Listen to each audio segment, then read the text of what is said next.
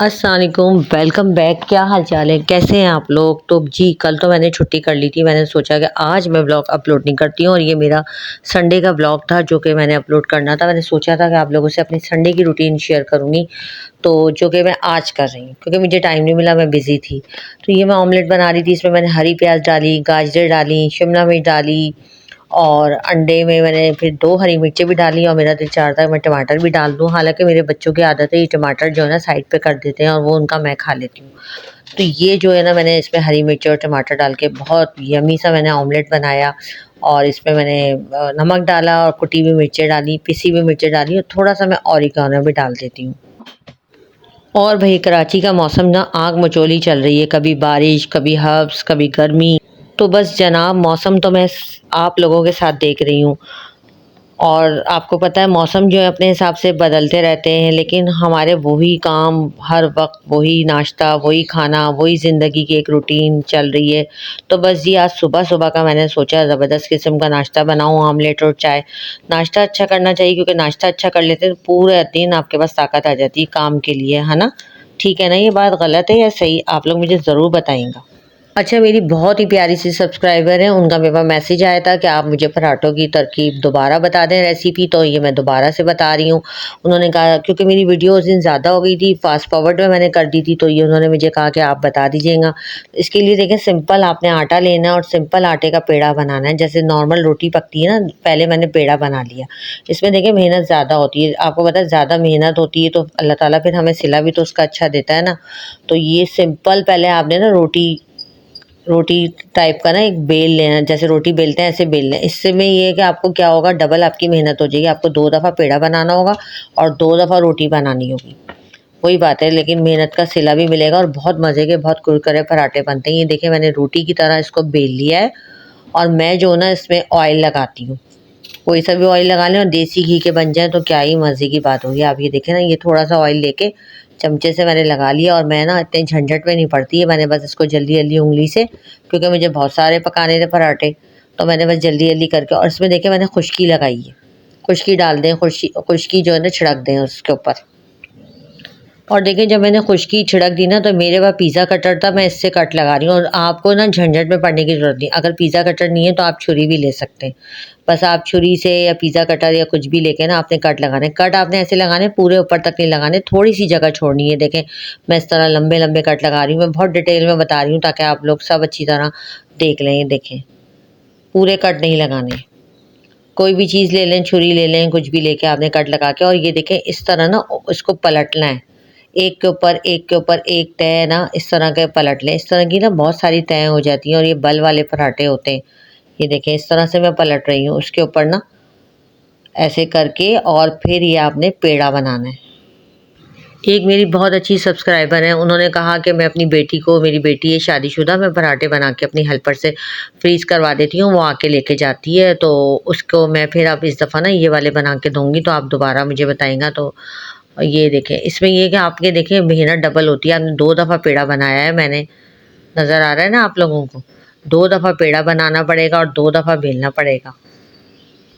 वैसे मैं जो हूँ आज वॉइस ओवर कर रही हूँ। आज मैंने सिर्फ़ पापे, जिनको इस्लामाबाद में रस भी कहा जाता है, हमारे कराची में पापे कहते हैं, मैंने सिर्फ़ आज आप यकीन करें 3 पापे और सिर्फ़ चाय, आज ये खाया है। और अमूमन ब्रेड होता है या अंडा फ्राई हो जाता है, एग फ्राई हो जाता है। और मैं बहुत कम, यानी हफ़्ते में 1 दफ़ा ही बस, कभी-कभी तो अभी तो गर्मियाँ थी ना तो मैंने बहुत बड़े-बड़े गैप करे थे, क्योंकि गर्मी में इतना काम नहीं होता। तो ये अब मौसम सही हुआ है तो मैंने इस दफ़ा ज़रा जल्दी-जल्दी बना लिया, यानी हम वीक में समझें, मंथ में समझें 2 दफ़ा 3 दफ़ा तो मैंने बना ही लिए हैं पराठे। तो मैंने सोचा कि वैसे मैं आप लोगों से अपने ब्लॉग शेयर करती रहती हूँ, लेकिन मैंने सोचा कि आज चलें मैं भी शाम तक की ना अपनी रूटीन आपसे शेयर करूँ। तो बस मैं, बच्चे मेरे सो रहे थे, संडे का दिन था, मेरे हस्बैंड ने ऑफ़िस जाना होता है, तो सबसे पहले मेरे हस्बैंड ने और मैंने नाश्ता करा, उसके बाद मैंने अपने बेटे का नाश्ता बना के दिया। वो उठा तो उसका बनाया और जब बेटियाँ उठीं तो गरम-गरम फिर मैंने उन दोनों को माशाल्लाह से नाश्ता बना के दिया।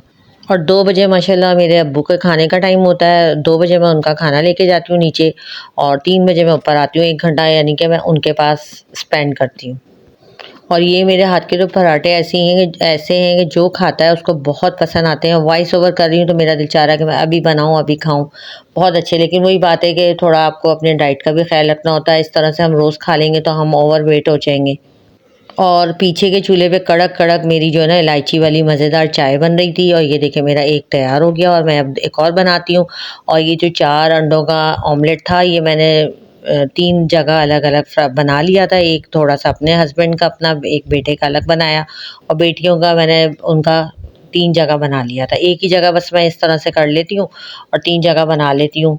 फिर जैसे-जैसे जो नाश्ता करता जाता है वो खाता जाता है, और ये ऑमलेट भी बहुत मज़े का था।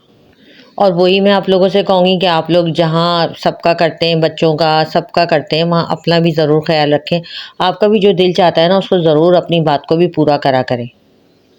और मैं वॉइस ओवर कर रही हूँ, आज के दिन बच्चों के स्कूल खुल गए हैं, तो आप लोग सभी अपने-अपने घरों में बिज़ी हो गए होंगे, ज़ाहिर-सी बात है। और मेरे बच्चे जो हैं वो माशाल्लाह अब यूनिवर्सिटीज़ में आ गए हैं, तीनों ही यूनिवर्सिटीज़ में। तो बिल्कुल आप कहते हैं ना, वो रूटीन बिल्कुल डिस्टर्ब हो जाती है। रात को जैसे देर से सोते हैं बच्चे और सुबह फिर देर से ही नाश्ता करते हैं, तो बिल्कुल रूटीन डिस्टर्ब हो जाती है। और जो-जो मेरा व्लॉग देखते हैं, कमेंट करते हैं, जो-जो मेरे सब्सक्राइबर्स हैं, जो एक होता है ना, आप एक-दूसरे से बन जाते हैं, आपको होता है कि रोज़ देखना हो, क दिल चाहता है कि आज क्या करा उन्होंने, आज क्या उनकी रूटीन थी। तो उन सबका बहुत-बहुत शुक्रिया, जो-जो कमेंट्स करते हैं, जो-जो मुझे जिन-जिन लोगों से मुझे मोटिवेशन मिलती है, उन सबका बहुत-बहुत शुक्रिया। तो आज संडे का दिन था, मैंने नाश्ता जो है ना अपनी नई डाइनिंग पे लगाया। मैंने सोचा कि सिर्फ मेहमानों के लिए नहीं होनी चाहिए, अपने चीज़ें जो है ना आप खुद भी यूज़ करनी चाहिए। देखें, इसको मैं ऐसे करती हूँ, ये देखें ज़रा कैसे एक मुट्ठी में बंद हो जाता है पराठा, और कितनी इसकी लेयर्स हैं, कितने तय हैं, ये देखें ज़रा। आप ज़रूर इस रेसिपी को ट्राई कीजिएगा और मुझे बताइएगा, मुझे दुआ में याद रखिएगा कि बहुत अच्छी रेसिपी है। मैंने आप लोगों से कहा था ना कि मैं डाइनिंग के लिए गई हूँ, तो ये वही मेरी डाइनिंग है जो मैंने आप लोगों से शो नहीं करी। मैंने अच्छे से मग में चाय निकाली और उस टेबल पे अपना नाश्ता लगाया। 2 मैंने ब्रेड के स्लाइस सेके और मेरे हस्बैंड ने और मैंने उधर नाश्ता करा। ये चीज़ जो है ना सिर्फ मेहमानों के लिए नहीं रखनी चाहिए कि मेहमान आएँ वो यूज़ करें। नहीं, आप ज़रूर यूज़ करें, क्योंकि आपकी सारी मेहनत होती है और सब कुछ जो है आप अपने दिमाग से, अपनी मेहनत से करते हैं, अपने पैसों से करते हैं, और आप ही यूज़ नहीं करें तो फिर ऐसी चीज़ का क्या फ़ायदा। और उस चीज़ की तो देखें बात ही अलग होती है कि आप अपने पैसों से कोई चीज़ ख़रीदें और वहाँ पे आप बैठें, नाश्ता करें, अपने आप को इम्पोर्टेंट दें। तो ये तो खुशी जो आपको फ़ील होती है ना, तो ये सिर्फ़ आप ही फ़ील कर सकते हैं जो खुशी फ़ील होती है। और मेरे हस्बैंड को ऑफ़िस जाना था, वो तो नाश्ता करके जा चुके थे, और मैंने यहाँ बैठ के ना अपने चाय के कप को अपनी डाइनिंग देख-देख के खूब माशाल्लाह एन्जॉय करा, और मैं खुश हुई। और नाश्ते से फ़ारिग होके मैं बाहर गई, बाहर के जाके मैंने एक चक्कर लगाया।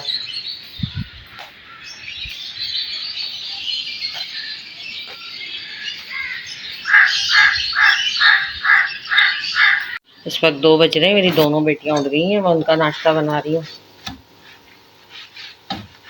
एक का ये रखा हुआ है और एक का ये है, इनका ऑमलेट रखा हुआ है। ये देखें, घड़ी में 2:30 बज रहे हैं, लेकिन 2 बज रहे हैं। इस वक़्त मैं अपने, मेरे हस्बैंड और बेटा तो मेरा चला गया नाश्ता करके। अब अपनी बेटियों का नाश्ता देके, अब्बू की रोटी पका के उनका खाना लेके जाऊँगी, फिर आके मैं शाम का खाना-वाना चढ़ाऊँगी। और फिर जल्दी-जल्दी मैंने 2 पराठे और अपनी दोनों बेटियों के बनाए, और जो ऑमलेट सुबह रखा हुआ था मैंने वो ढक के कवर करके रख दिया था, उसको ही दोबारा गरम करा, और साथ-साथ फिर मैंने अब्बू की रोटी भी पका ली, बर्तन भी धो लिए, और मैं फटाफट, मुझे 2 बजे खाना भी लेके जाना था। समझे 3 बजे जब मैं उनको खाना दे के ऊपर आती हूँ ना, तो मैं कुछ फ़ारिग होती हूँ। तो बस वो लोग उठ के वॉशरूम गईं, मुँह वगैरह धोए। मैंने जल्दी-जल्दी इधर इनके दोनों पराठे छोटे-छोटे बनाए थे, क्योंकि बड़े बना दो तो खाती नहीं है, और नाश्ता जब दोपहर में होता है ना, दोपहर का खाना भी नहीं आजकल के बच्चे खाते। फिर 6-7 बजे इन लोगों को भूख लगती है। ऊपर से मैं काली मिर्चें और बस ये डाल दी थी मैंने, और इसको गरम कर दिया था। ऑमलेट वही था सुबह वाला। और वो मेरी बहनें मुझे बताएँ कि जिनके बच्चे यूनिवर्सिटीज़ में हैं, उनका भी यही होता होगा इसी तरह, दोपहर के नाश्ते लेट, तो खाना बिल्कुल कभी खाया, कभी नहीं खाया। यही सबके घरों में चलता है बस। और आप मेरे चैनल को लाइक एंड शेयर ज़रूर कीजिएगा, सब्सक्राइब भी कर दीजिए।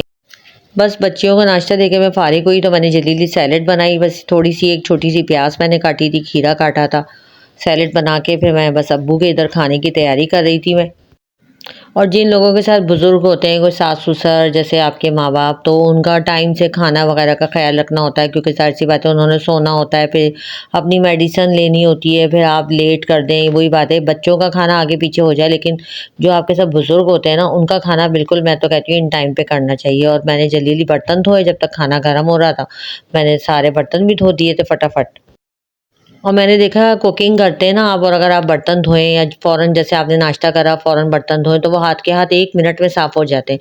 और अगर आप रख दें ना तो वो सारे सूख के जम जाते हैं। तो मैंने सोचा कि मैं जब तक खाना गर्म हो रहा है नीचे जा रही हूँ, जब तक ये बच्चियाँ उठेंगी नाश्ता करेंगी, तो मैं सारा ये किचन जितना हो जाए साफ़ करके मैं चली गई थी। बाकी वो मैं अपनी बड़ी वाली बेटी को कह देती हूँ तो बाकी किचन की सफाई फिर वो करती है।